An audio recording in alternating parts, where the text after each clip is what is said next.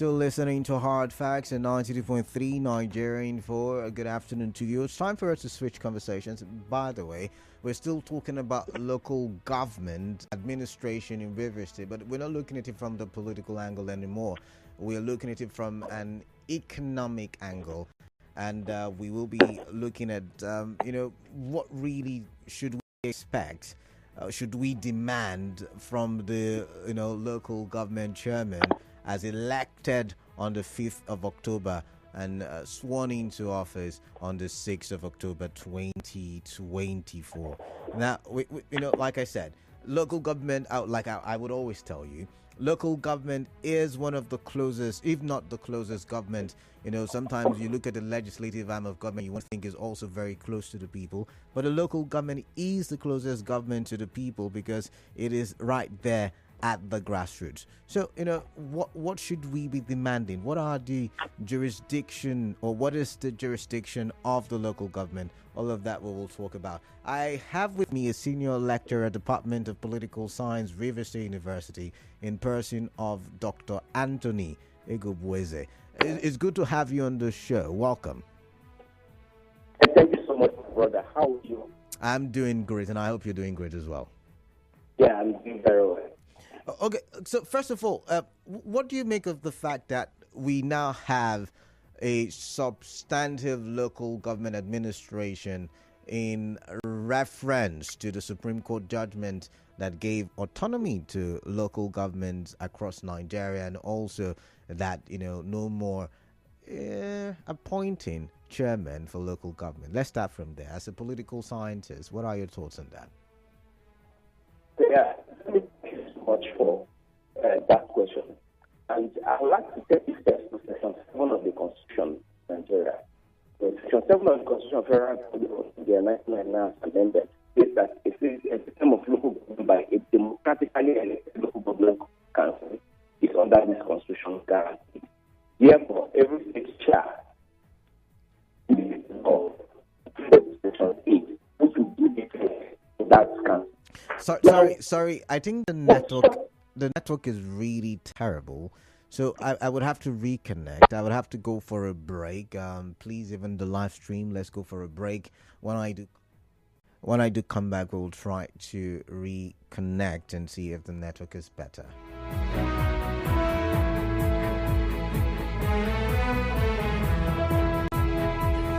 The views and opinions shared.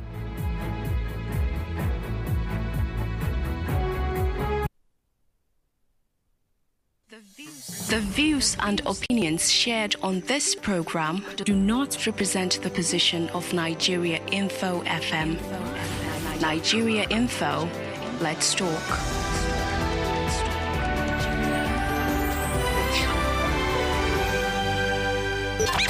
When there is news, we report it.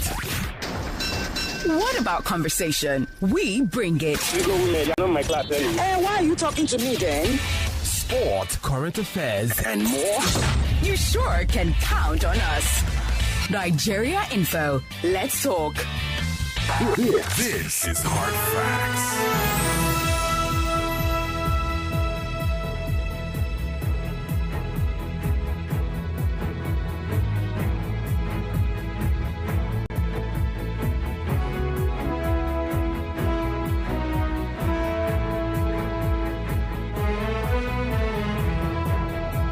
All right, I've reconnected with the senior lecturer from the Department of Political Science, River State University. I'm talking about Dr. Anthony Egobueze. So I did ask a question before the network interruption as to, what you make of the whole political situation at the local government level in River State. yeah, I told you clearly that Section 7 of the Constitution gives right to what the Supreme Court says. And I want to say thank you to the Supreme Court for granting autonomy to local government, because that section clearly states that the system of democratically elected local government system is under this constitution guarantee. So that has put it to the question of the strangulation of local government before this time by state government. And that, to me, is what I call practical vertical erosion of power or encroachment of power, because the state governments at the issue are not supposed to continue to encroach into the functions and funding of local government councils. Okay. But with this decision by the Supreme Court, of course, that has been stopped. The Supreme Court, in its wisdom, took that decision because they want to protect grassroots administration. So, in Rivers State, last Saturday, the state government took the bull by the horn, and through INEC, they organized one of the best local government elections that saw the election of people into wards as councillors and chairmen for the 23 local government councils. So what shall we be expecting from these people as scholars and as people of Rivers State? One, I want to see a system of government that would see to the development of the grassroots. Because if you look at, the fourth schedule to the Constitution of Nigeria, it clearly defines the functions and rules of local government councils. So that is where they are supposed to look at first. And to do that, to kickstart the process, I think the first thing that should be done is to set the agenda for the local government. And who shall set the agenda? Of course, a retreat should be organized. Civil society organizations should organize a retreat for this local government council, council chairmen. Of course, they have to go also organize a retreat for councillors, because that is part of the job of a civil society organization. They have to educate, they have to interact, and they have to let them know what their functions and roles are. People like us as scholars, gradually, will be invited to speak on the importance of the third-tier system of governance. That is what the first thing to do. So in that retreat, of course, they would look at cross-country assessment, or global assessment of what local government system is and how the operationalization has been in some other climes. All right. So that will put these people on their toes in order to run. All right, Doc, quickly. I mean, I do like the idea you're putting out there, a retreat for local government chairmen and councillors so as to, educate them as what their responsibilities are. However, can we start on the show that retreat now? And can you tell us how important, because, sometimes when we look at these conversations, we look at it from the angle of politics, but really, how important is the local government? How vital is that Supreme Court judgment giving autonomy? And are we not yet again creating strongmen? I mean, you're a political scientist and you have followed the science of politics in Nigeria, not just Rivers State, and you know that we've got strongmen, weak institutions, right? And if you agree with me on that one, are we yet again not building strongmen and weakening institutions? I like to hear from you. Now, first thing that will happen is to restructure the local government laws of the state. Interesting. That's first thing. Because when these laws are restructured, you to look at issues of transparency and accountability, which are the hallmarks of good governance. So they have to look at things that will have to do with procurement. Procurement. Procurement. At local government level, in fact, if you go to the federal level, we have the Public Procurement Act. At the River State level, at the state level, they have the Public Procurement Law. At the local government level, they don't have such law or their bylaws. So they need to rejig the system to establish public procurement laws. Because when almost everything that they are going to do in the council is governed by procurement principles. So that is one. Because I tell you, what we are going to have strong men, like you have said, if we don't take time to look at things that will take us to transparency and accountability, which has to do with good governance. First, another thing they have to do is the audit system for the local government system. So if you have a strong audit system, both internal and external, you're going to see a varied local government system where people will not spend any money without auditing. Who's supposed to audit the local government? Yes, have first, they have internal auditors. Then we have auditor general for local government. Okay. I tell you, yes, I tell you with all amount of sincerity, in River State here, I don't think that the auditor general for local government has published his report since the creation of local government in River State. And of course, he wouldn't have done that because of political factors. So the incumbencies that he has encountered over time will be reduced now, because now local governments are going to get their money directly from the federal account. So as they're getting the money from position, the state now is no longer responsible. So the state will make sure that we will see to it that they adhere strongly to audit guidelines.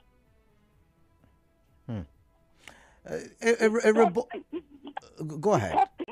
The third thing again that we have to look at is the budget and budgeting system. Now, when you budget has to do with expectation of what you are going to get and what you will spend. So, at the level of appropriation by the legislature will, in fact, from this accountability, transparency that they are going, financial autonomy that they are getting, they are going to make sure that the legislature is financially autonomous too. Sorry. What is financially autonomous too? Can you the legislature? That's the councillors, yeah. Okay. Yes, the councillors, yes. So if the councillors are financially autonomous, they will pay their money straight into their pocket, into their accounts, because they will open a chart of account for councillors, and they will open a chart of account for the executive, and they open a chart of account for the staff or staffers of the council. So at that level, so the councillors will not depend solely on the chairman of councils, because their money is paid directly to them. All right. Doc, I would like to pause you. We do have a commercial, and I apologize for that. But when we do come back, I hope you can, pause that train of thought you have. When we'll come back, we will continue from where you left off. No problem. No problem. Thank you very much, Doc. So if you're just joining us, you're listening to Hard Facts in 92.3 Nigerian Film. We're looking at, what to expect. What are your expectations and hopes for the local government chairman as elected on Saturday, the 5th of October, 2024. When we come back, we'll talk some more, and then we'll get your own thoughts. Do stay tuned.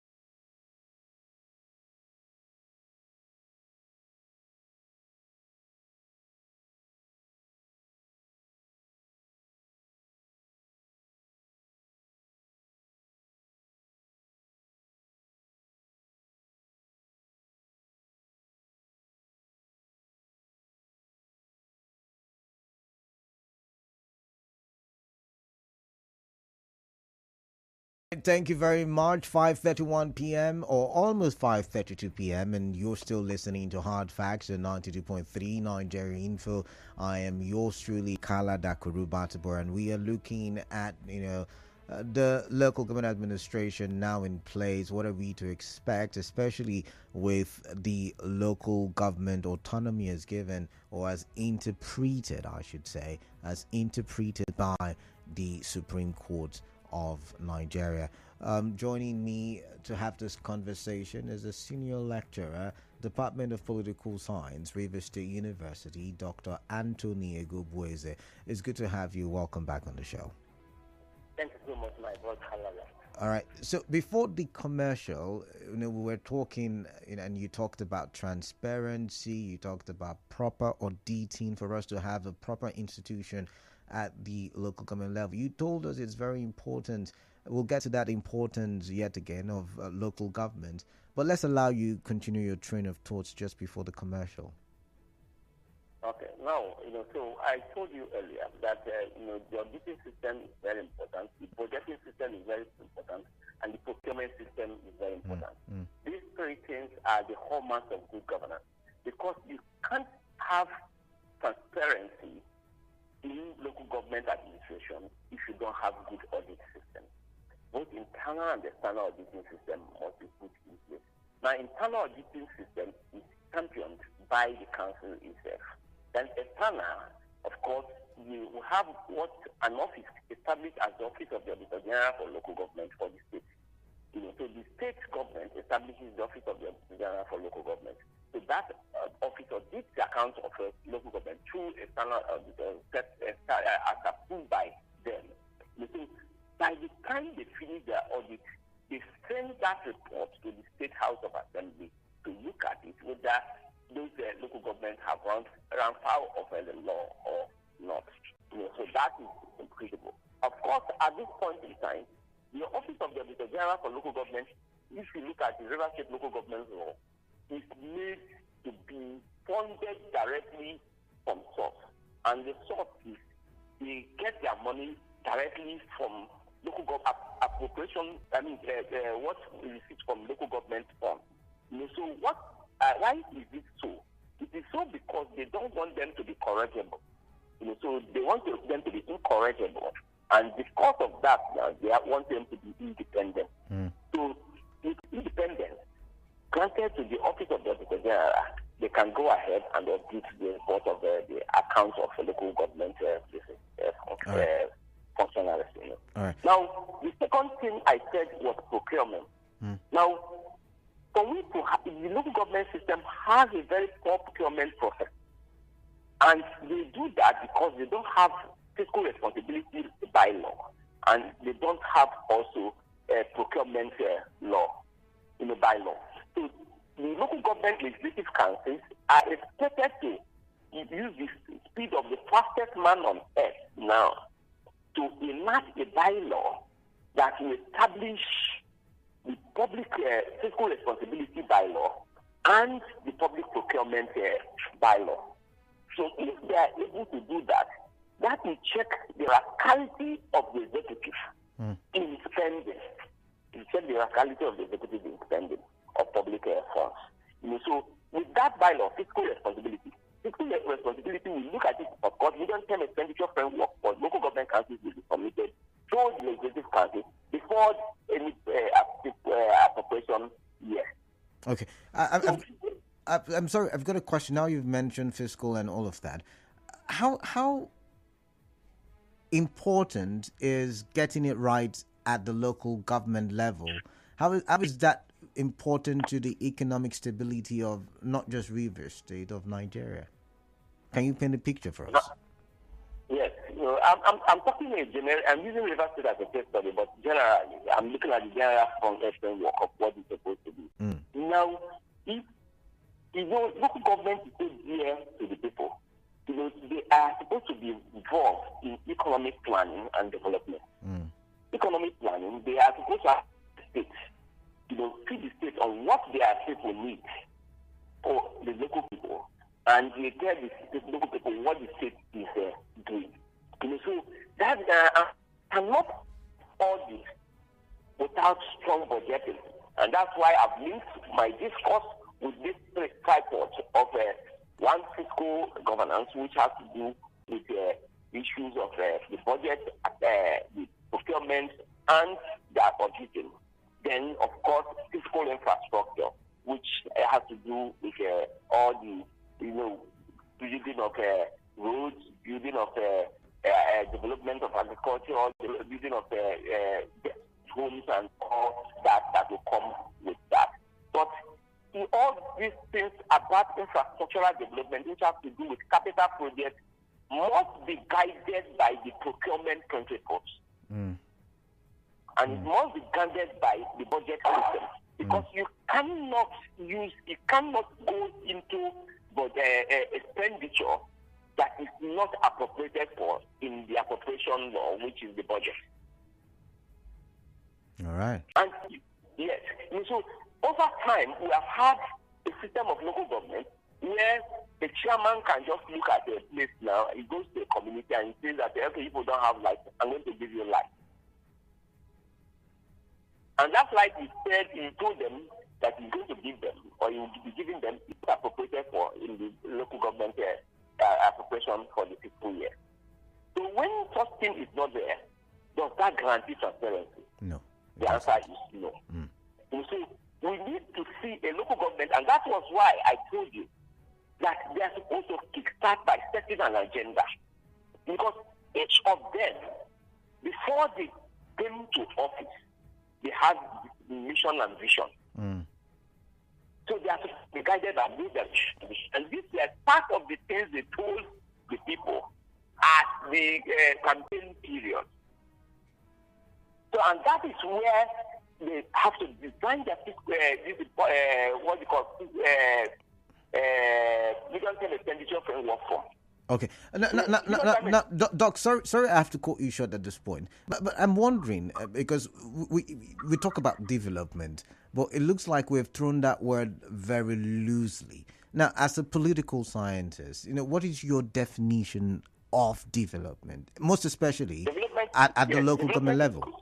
Yes, development goes from one epoch to the other. Okay. Improvement is an improvement from where you are to where you are not, that you want to be. That is development. That's very simple. So in the local government level, when you say moving from the lower point to the higher point, in our local government levels, especially in Rivers, 23 local governments, what do you think should be defined as development? Is it provision of electricity and all of the likes? Let me say this. Last week, Lagos, one local government in Lagos State built a very powerful estate, high-rise. Interesting. They had private entrepreneurs come to invest at PPP with them, public-private partnership.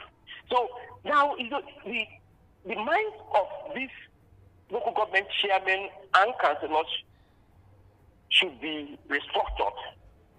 So their focus will be restructured in order to think beyond the box. Because at this point in time, they are not supposed to be looking at only what they get from the federation account.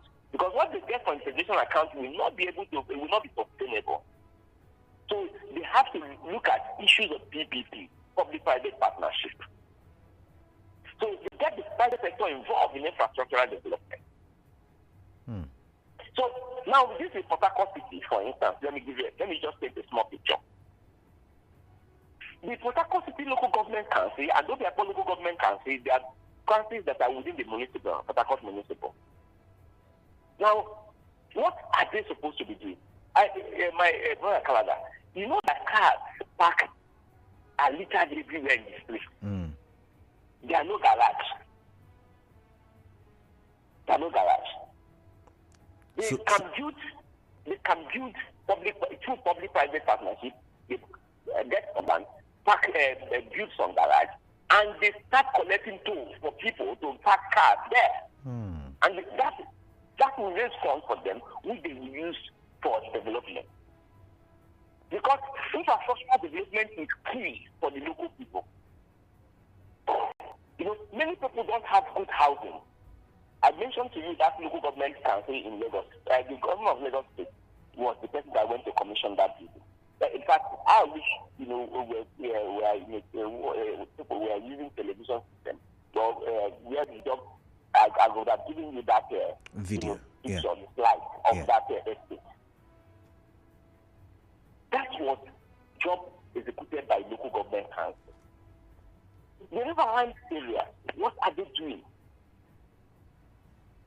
How many of them have gone into agriculture at their businesses? Of course, they're not supposed to go into that, but they create their enabler. So when you create the enabler for agriculture, the agriculture will thrive. Interesting. Hello? I think interesting. But my time is out. I have got less than 3 minutes. So I want to throw one last question, before I get your final thoughts on this matter. Now, given the current situation, elections held on Saturday, the victors were sworn in on Sunday. I believe they should have started. I mean, of course, there were skirmishes, there were pockets of violence in several places yesterday. How does this affect the political dynamics in Rivers State? I want to get it from a political scientist's point of view, given the fact that there is local government autonomy now. We used to argue before the local government is an appendage of the state government, but it's not looking like that anymore, given the Supreme Court judgment. How does this shift or affect or impact the political dynamics in Rivers State? Now, there's going to be paradigm shift from being a dependent of the state government to being a resource to the state government. Now what do I mean by this paradigm shift? The hegemonic control that the state has over local government before the judgment is going to stop. It's now on the board. So when you are independent now, of course, we're going to have strengthened laws or strengthened legislations that will check the rascality of these chairmen too. All right. So when the laws are there, they know that they're going to go to jail because the legislative council will impeach them if the legislative council has the autonomy which we are expecting they're going to have. Because I expect now the various state houses of assembly should go back to the board and review the local government laws. All right. Doc, I've got to go. My time is up. Maybe we'll have this conversation in the nearest future, but I want to thank you for your time and for being a part of the show. I've learned a couple of things from you. Thank you very much.